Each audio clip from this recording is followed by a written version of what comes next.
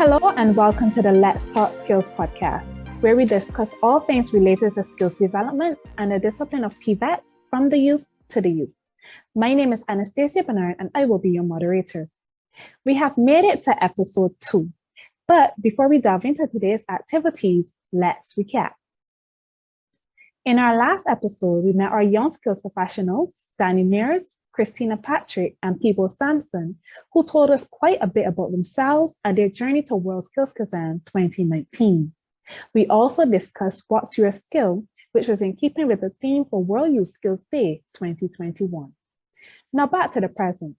Today's theme is all things TVET Council. And what better way to learn about the TVET than from someone who works there? Today we have with us Dario Walcott, who will be interviewed by our very own Danny Mears. So Danny, over to you. The TVET Council is a statutory organization set up to make Barbados more competitive through the development of its workforce. It is mandated to plan, coordinate, and establish standards and qualifications for the discipline of TVET. So here with us is Technical Officer with the TVET Council and Lead Officer of WorldSkills Barbados, Dario Walcott. So how are you, sir? Hi, Danny. I'm well. Hi. You? I'm doing pretty okay. So let's dive right in. What is the TVET Council? Well, as you just mentioned, TVET Council, established by an act of parliament actually in 1993, was established to coordinate TVET at the tertiary level, and by TVET I mean technical and vocational education and training, and establish occupational standards and establish training priorities, tests and qualifications, as well as advise the minister on policy relating to the discipline of TVET. Sounds pretty good. So tell us about the services that the TVET Council would offer. Right. So TVET Council itself doesn't exactly offer training. The training is actually done by the educational institutions. So you won't be able to come to TVET Council to do a course in cosmetology or a course in car painting or cabinet making. However, we at TVET Council develop the occupational standards, and the occupational standards are the benchmark for the job role. That is, the occupational standards are basically statements which identify what an individual should know and understand and be able to do in order to perform competently in a job role. We also develop competence-based curricula. So the curricula is actually based on the occupational standards, help to guide the teaching and the training process. And we also offer, we are the awarding body for national vocational qualifications, as well as Caribbean vocational qualifications. And our occupational standards form the basis of these qualifications. So when you're assessed on the standard for cosmetology, you're then awarded the Caribbean or national vocational qualification for cosmetology. Okay, so for an example, what would be an example of an institution that we work with? Yeah. Right, so there are the public institutions. There is the Barbados Vocational Training Board, BVTB. There is the Samuel Jackman Prescott Institute of Technology. So what happens is that these employers or training institutions would write to TVET Council saying that they're interested in becoming an assessment center with us.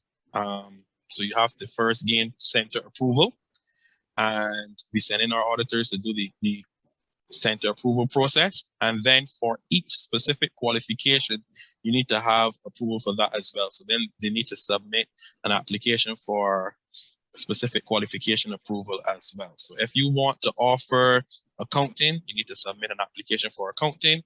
If you want to offer beauty therapy, you need to submit an application for beauty therapy as well.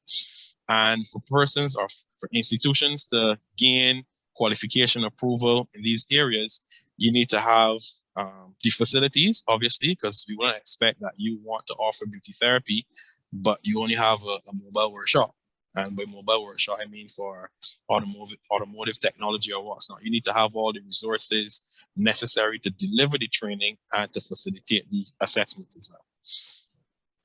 Okay, so I heard you mention competence-based curriculum.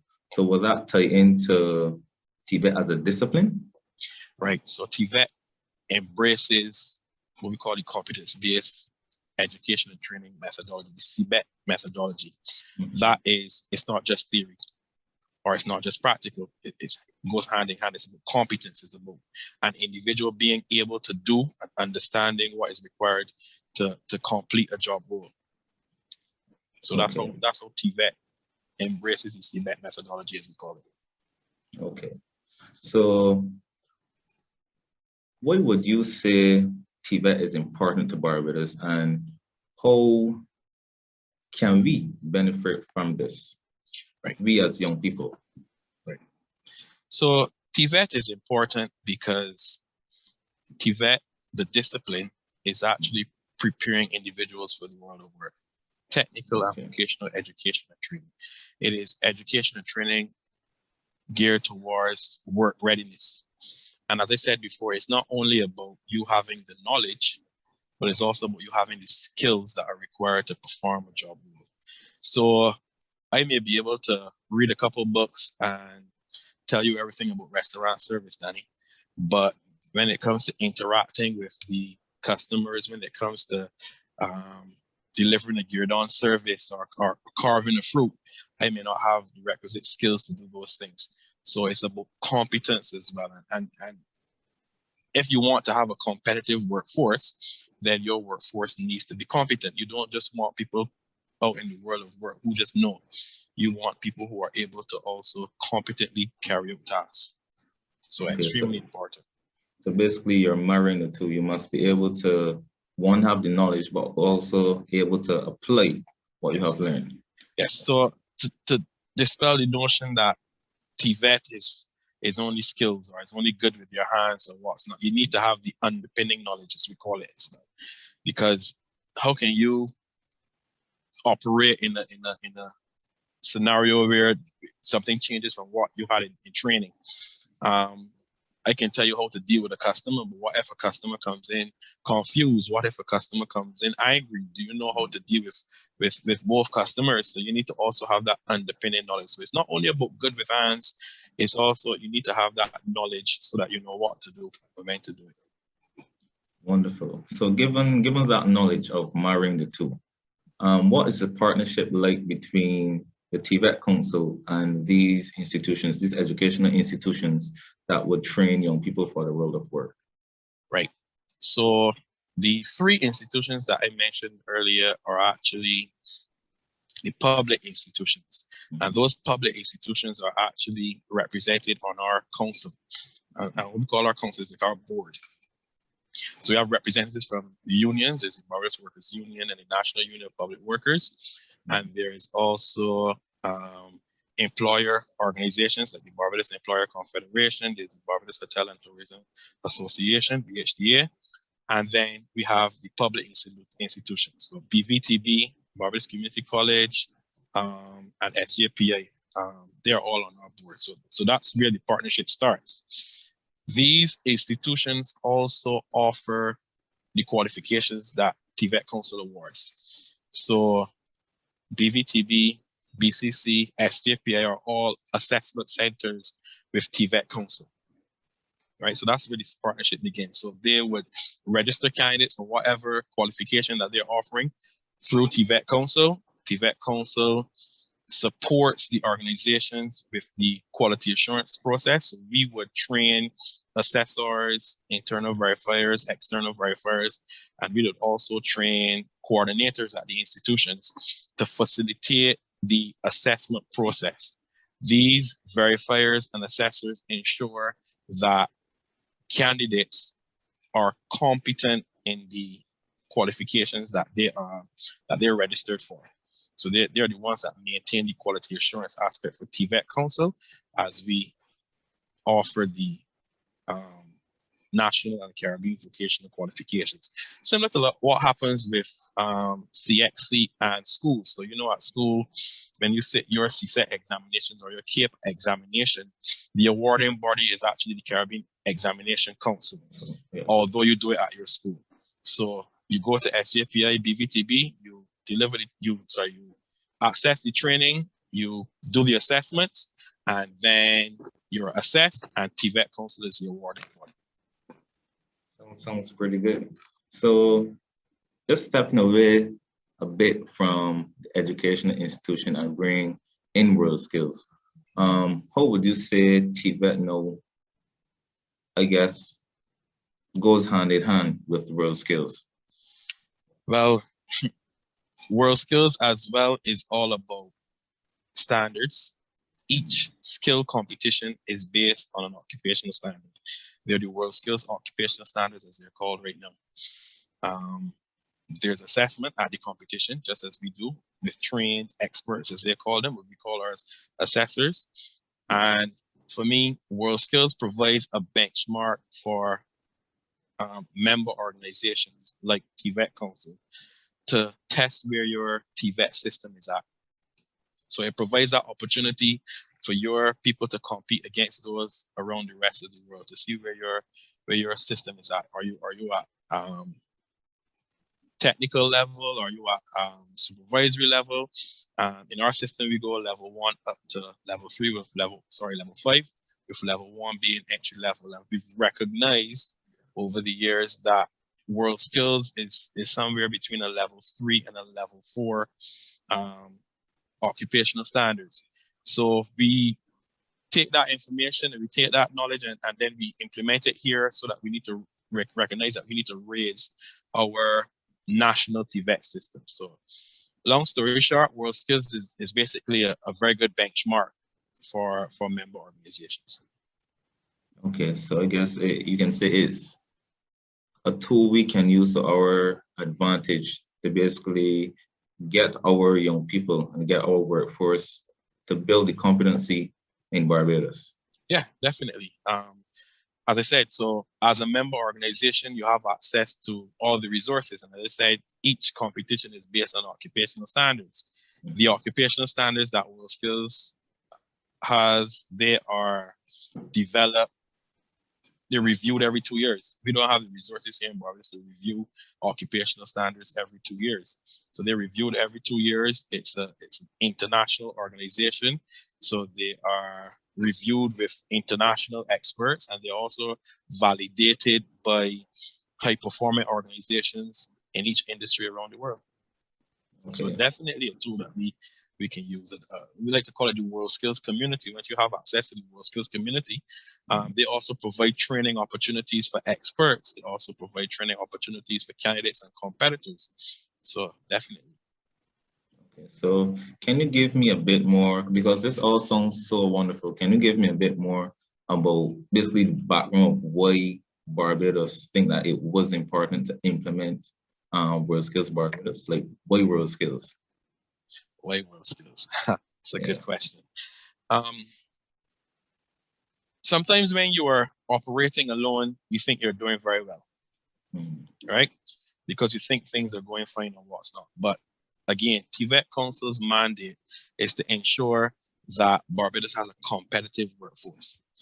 We are all aware of people being global citizens and globalization and what's not. And if we want our people to be competitive in a global labor market, then we need to see how our education and training system matches up to the education and training system around the world. And for us, WorldSkills was that avenue. So that's why we decided we need to be a part of this organization. And then we also need to compete to see where our people are in terms of the others. So that is another reason why we decided that we think WorldSkills is the way to go. Okay, so just a little side note on my short journey, thus far, the council and stuff, I realized that only, I think it was Jamaica, Trinidad, Barbados. Can't remember if I saw any other Caribbean islands. Do you think that they also can benefit from WorldSkills as well? I think definitely every country in the Caribbean, every country in the world could benefit from WorldSkills. I think the unfortunate thing is that it's expensive. And I think that's maybe why there's not as much investment in TVET, the discipline, because I could offer several places in an accounting course or a sociology course or a psychology course. These times you probably just need a laptop, but you, for one, would understand that if we're offering training in cooking, every day somebody practices. That's food items that you need to buy. You need to have special equipment and tools for people to operate with if you're doing cabinet making. So TVET itself is a lot more expensive than the traditional education streams, which are basically theoretical based. So it is expensive for TVET in terms of training. That's one. And you could imagine training for a competition. So training for a competition is more than just training for competence. You're now training for excellence. And if you want to master something, you need to do it all the time. So competence, especially in our assessments like national and Caribbean vocational qualifications, you may be asked to be deemed competent on more than one occasion. So if you're asked to, I don't know, bake a cake, and you're deemed competent twice, you're competent. You're awarded certification, but you don't just want to be competent when you're in WorldSkills. You want to be excellent. You want to be the best when you enter a competition. So that's a lot more training. So that will show you that TVET is more expensive. So maybe that's why we don't have more countries in the Caribbean as member organizations or member countries for WorldSkills, but I hope to see, especially as long as I'm here, more countries in the Caribbean joining or benefiting from WorldSkills. Yeah. And I do hope and believe as well as we continue this journey and let's say perhaps some more Caribbean countries see what we are doing, that could also inspire them to do the same thing because like you're right, you need to marry the two. There's no just, okay, academia on one side and then skills on the other side. You need to marry the two. So like you said, if you really need a competent workforce, you need the two. It's just one thing can't go for everything. Yeah. We also need to provide opportunities, as you said, for people to change the stream that they're going. So I may want to do a traditional theoretical based qualification, but then when I get to a certain level, I may want to go over to competency based, so something more practical. I should be able to switch over as I would like. There should be no challenges towards that as well. So that's something else that we need to think about and implement here in Barbados. Yep, and I know that you said that it was as recent as Sunday. I was at work and I was talking to one of my co-workers and he was telling me that he went to BCC. He did an associate degree in, I think it was something like accounting or something like that. And he said that, yes, he understood that there is a theoretical aspect, but there's also a practical aspect. So he said that when it got into like the practical aspect, 100%, he got it done pat. But when it come in now to the theoretical aspect of it now, that's where he fell down. So I asked him, well, did you ever hear about the TVET Council? And basically spoke to him about, how the TVET Council looks to marry the two, the theoretical aspect and the skills aspect.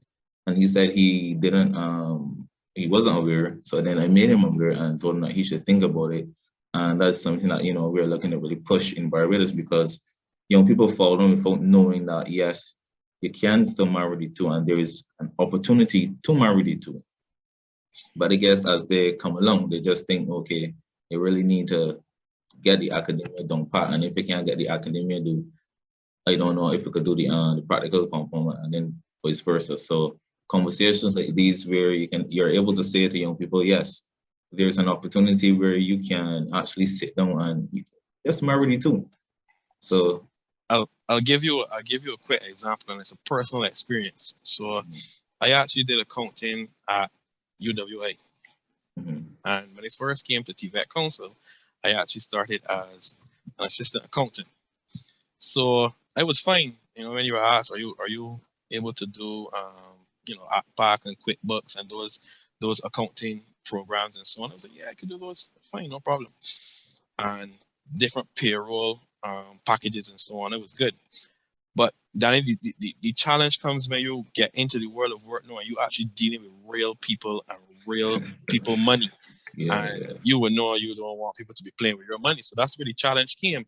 Now, if if my training had included internship or an apprenticeship, where I had an opportunity while as a trainee to be able to deal with real money and build some confidence dealing with real money, then that would be the chance for me to grow and build there. And I probably wouldn't have been as nervous when I first came to TVET Council.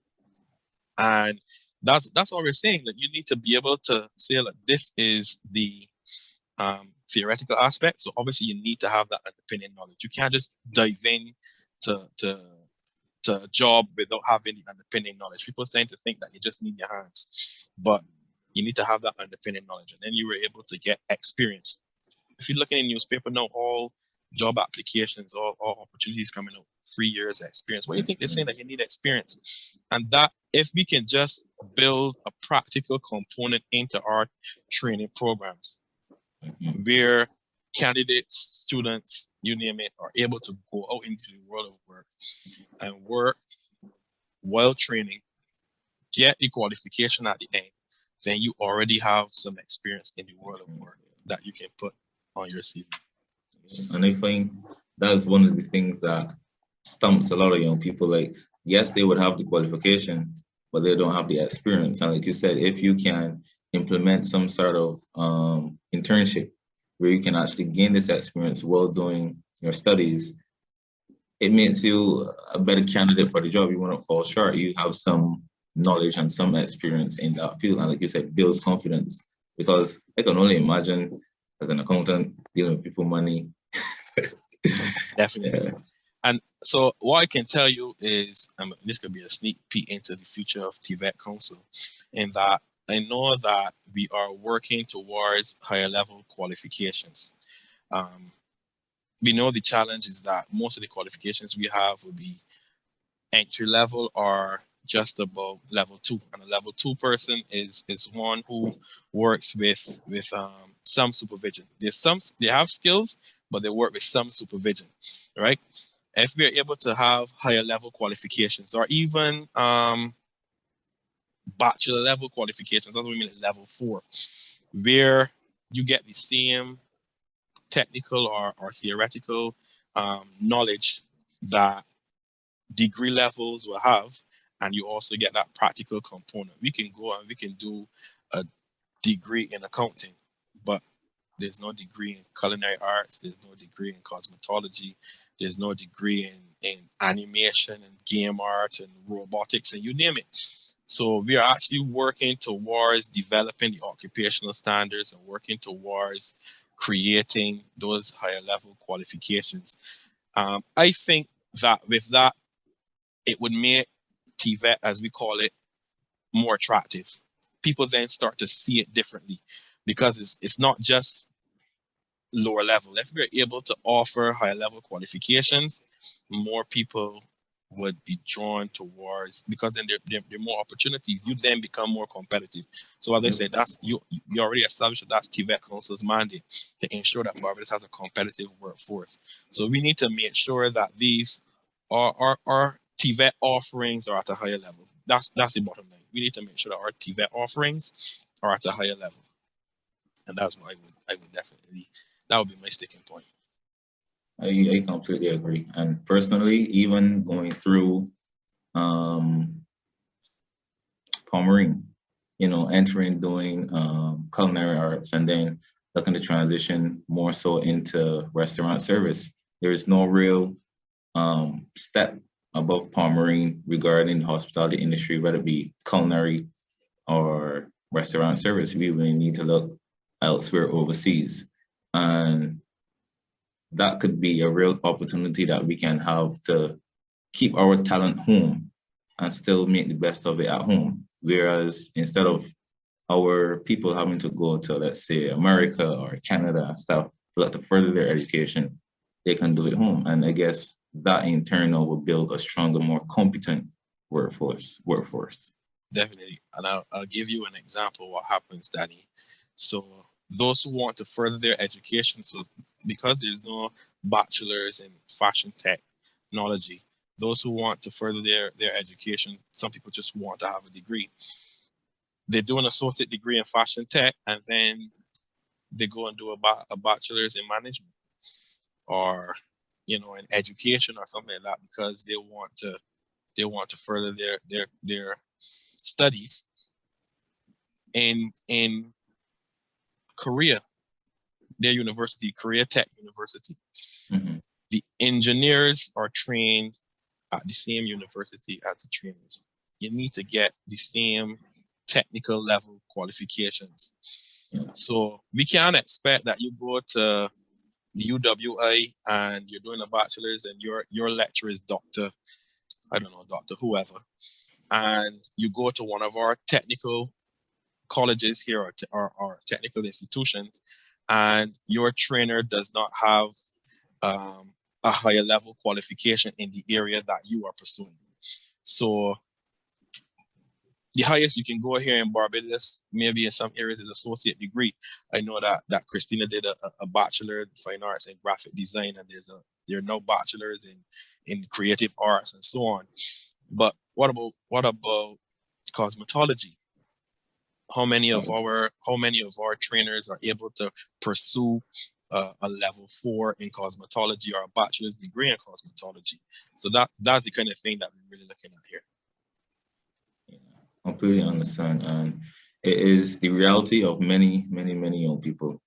And since we discussed already some of the prospects looking for the future at TVET, we spoke about the prospects of TVET, but to really bring it home now, basically give our listeners / viewers like the real essence, like personally, what TVET really means to you, and basically what the council is really about, just to dispel any notions, but just get the real essence of TVET so that people across Barbados will actually know this is the initiative, this is the position with TVET. All right, so I'll give you from a personal note first, in that I want that this is the beginning here. When somebody says the name TVET Council, everybody in Barbados knows what TVET Council is. If we say licensing authority, everybody knows about licensing authority. If we say BWA, everybody knows the BWA and what's not. If we say any school, they know those schools. Everybody in Barbados should know TVET Council. That's the first thing. I would like to see us fulfill our mandate, and I would like to see Barbados with a competitive workforce with the knowledge and skills to compete with the rest of the world. So that if any international organization sets up in Barbados, we don't read the paper and say there were no suitable applications here, so we are applying for, I don't know what to say, visas or what's not for somebody to come in. Where if someone wants to further their education in a technical area, they don't have to go and then set up shop in some other country, and then we experience a brain drain because our young people want knowledge and skills and we can't feed them. That is what I would like to see TVET Council fulfill our mandate. What I can say is that we are moving there. As I said, in the works now, there are higher level qualifications being developed, bachelor's qualifications with industry. And I would also like to, I think we're also diversifying our offerings. We had our WorldSkills Barbados Juniors Future Skills Camp this year.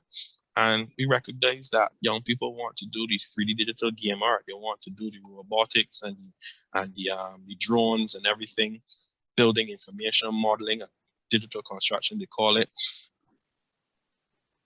I would like to see us diversify our offerings, in that we have those standards that an institution can say, hey, I want to offer digital fashion designer, or I want to offer mechatronics at bachelor degree level and so on, or game art and game design. So we're working towards that. I'd also like to see greater investment in WorldSkills Barbados. I'd like Barbados to recognize that if Danny Mears represents Barbados at WorldSkills, it's just as good as if Danny Mears represented Barbados at the Olympics or the Commonwealth Games or the Pan Am Games or in a CONCACAF tournament or what's not. You're representing your country. So the same privileges that are awarded to or given to someone who is representing their country in those areas should be given to someone who's representing Barbados in WorldSkills. The same, as I said, opportunities.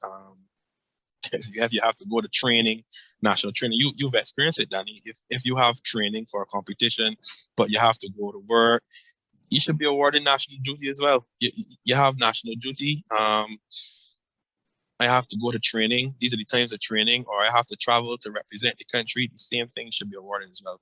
So greater knowledge, but I guess that comes with greater awareness. So using like yourself and Christina and people and the others to really sell what TVET Council is doing and WorldSkills. And of course, I would like to see Barbados medal at a WorldSkills international competition. That would be an idea. I am right here with you. I honestly hope that discussions like these, the powers that be, listen and understand that, you know, it's not just us talking. We want to see this happen for the future, not only for the now, but for the future of Barbados. And the young people are the future. And you know, like you said, the same way persons who do Olympics get a certain level of recognition and let me say benefits or whatever. Equally so, same thing can apply and go for skills. But I am right there with the vision, the fight, and as the old people would say, it takes a community, and it would take all of us to really get this hitting home and everyone on board. So I would like to thank you, Dario, for joining us today for a very intuitive and informative session. And I hope that we can have many discussions like these because this is what's needed right now, not only for now, but the longevity of our future here in Barbados. So, yeah. Thank you very much, Danny. And well, you would know, and those around me, those who I've dealt with in my professional life would know that I'm not only about discussion, I'm about action as well. So I'll be on the ground running, definitely. And for me, the talk is just to build the awareness because we're doing the work in the background. And as I said, with the likes of yourself and the others, we need to thank you as well as champions of TVET and champions of WorldSkills. That this is the way forward. And we just need to build awareness throughout Barbados that WorldSkills and TVET is the way forward. Confidence-based education and training is the way forward. And the youth is the way forward. Wholeheartedly agree. So thank you once again. Thank you. Now over to you, Anastasia. Thank you so much, Danny. Now to hear from you guys about your personal experience with the council, like from your student point of view, and what it has been like so far. So Christina, we'll start with you. How did you hear or learn about the TVET Council? I learned of TVET Council while I was competing in WorldSkills Barbados national competition. There, they taught us the work ethics and the standards of what we would expect it to be. Thanks. And what about you, Danny? Similar to Christina, I heard and learned about TVET while I was at Pommering. We were perhaps in our second semester, I believe. They said to us that there's this thing called WorldSkills Barbados, and they went on and on about what it really was, and I was just intrigued by it. And yeah, that's essentially how I learned and heard about WorldSkills and the TVET Council. Okay, so you would have just completed your assignment with Dario Walcott, Lead Officer of WorldSkills Barbados and Technical Officer with the TVET Council, where you guys would have discussed TVET, the discipline, and then the council as well. So he spoke to the TVET as a discipline. So from your point of view, and also putting your personal take on it, what would you say is TVET, the discipline, and why would you say it is important? I would say TVET, the discipline, is really, like I was mentioning before, marrying the two,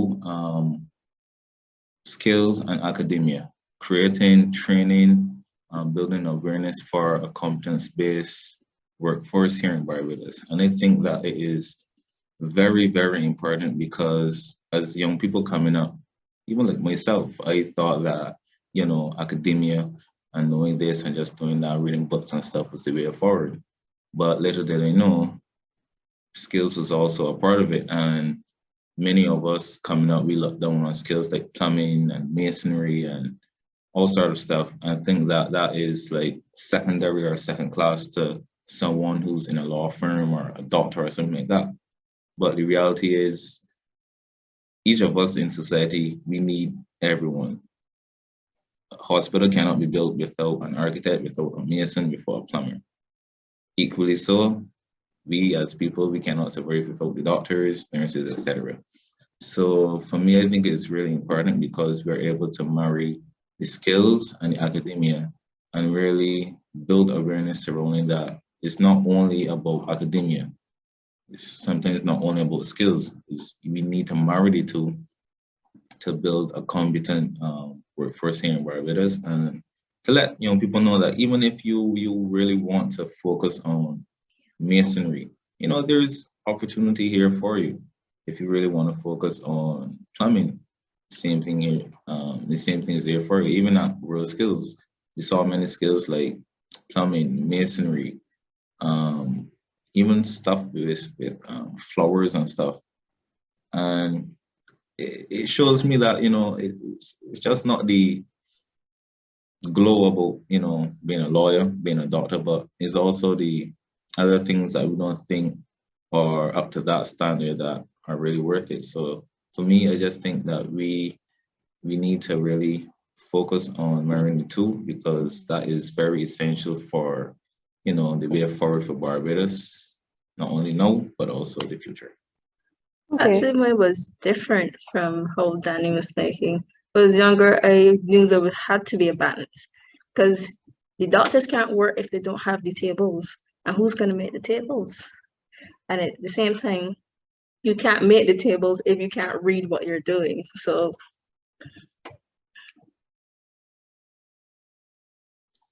Yes, thank you so much, Christina. So you guys would have touched on it and it really explained the importance of it. So I really want to get into details and personally tell me your personal experience. So how have you personally, you've touched on it lately, but we can start with you, Christina. Can you go more in depth about how TVET, the discipline, has really helped or made a way for you? Well, before I was introduced to TVET, I did not like interacting with people at all. I thought it was possible for me to find a career. I don't see anyone stay in my cave, eat, sleep there. But when I learned to TVET, and then when we did the work ethics workshop, it in a way pushed me to more meet people and network. And even now, I still use those things that I learned during the workshop to network with people and interact with people. So I'm quite grateful for that. Thank you so much, Christina. So just to tie everything together, I want some advice or some word of wisdom from you guys to the young person listening to this and really wants to get on touch on their TVET side, or as you were saying, Danny, marrying the two together. So what advice or word of wisdom would you give to that person today? We can begin with you, Danny. I would tell that person, don't be afraid to take the first step. It's not going to be easy. Nothing in life, it's worth it. It is easy, but it is worth it. We don't live in a world, Danny on an island by himself or Christina.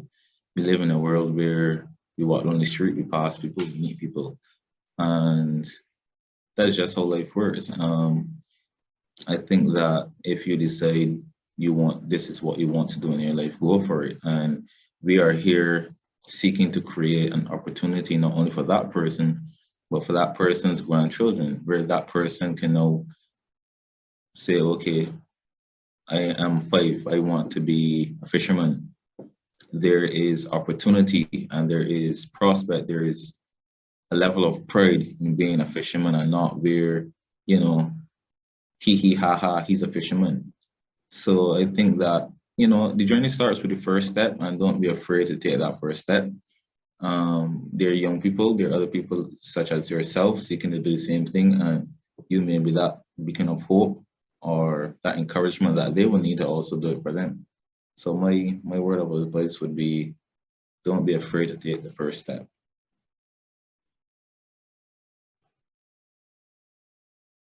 I agree 100%. The first step is always the hardest, but I can't say it's gonna get easier, but eventually you get used to those steps that you're taking. And I also agree when Danny said, yeah, for example, you use the fisherman. Nobody shouldn't be shamed into which career they're going into, because they, like I said, have to have balance.